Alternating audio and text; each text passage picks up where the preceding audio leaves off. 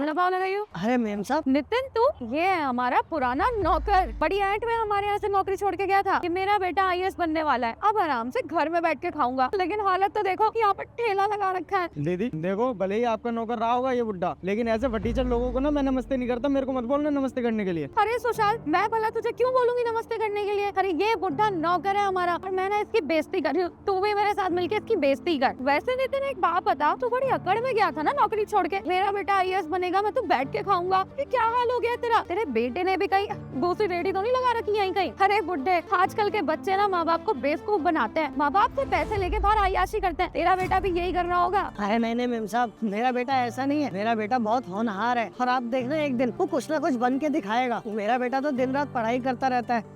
नितिन, तू ना बहुत भोला है। तेरा बेटा तुझे बेवकूफ बना रहा है और तू बन भी रहा है। पापा 5,000 रुपए देना। अरे बेटा देता हूँ पैसे, ये मेरी मालकिन है, इनके यहाँ मैं पहले काम करता था। नमस्ते कर बेटा इनको। नमस्ते मैम साहब। अच्छा, तो तू है इनका वो लीचड़ बेटा जो इनसे यहाँ पर रेडी लगवा के इनसे पैसे कमवा रहा है। अरे तुझे तो शर्म आनी चाहिए। तेरा बाप हमारे यहाँ से बहुत अकड़ में नौकरी छोड़ के गया था कि मेरा बेटा आईएएस बनेगा।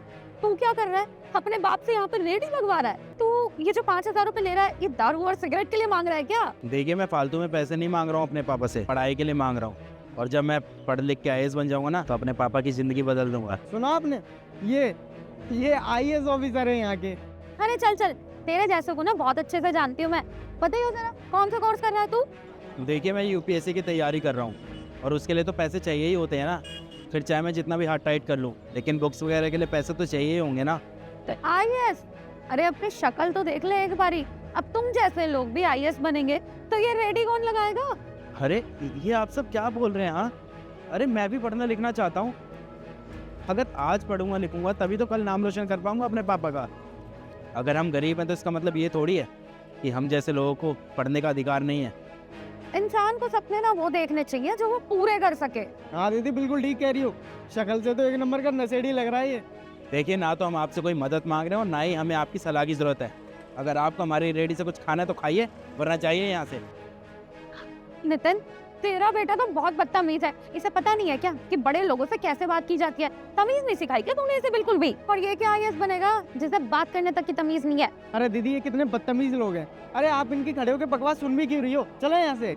मेम साहब बिल्कुल सही कह रहा है मेरा बेटा, हमें आपकी ज्ञान की कोई जरूरत नहीं है।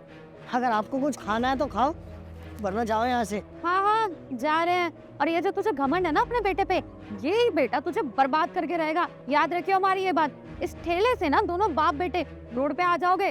चलो सुशाल।